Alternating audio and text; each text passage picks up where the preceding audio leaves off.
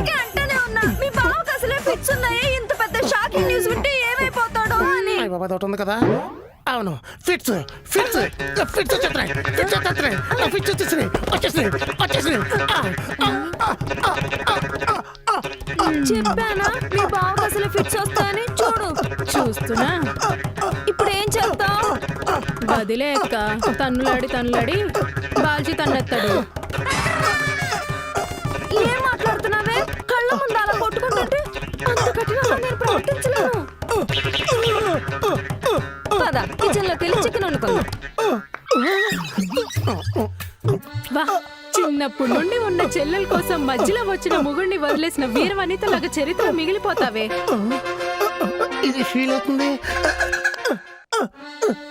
మూర్చొచ్చిన మొగుడితో కాపురం చేయటం కంటే చెల్లెల కోసం చరిత్రలో నిలిచిపోవటం గొప్ప విషయమే కదే. నీ అక్క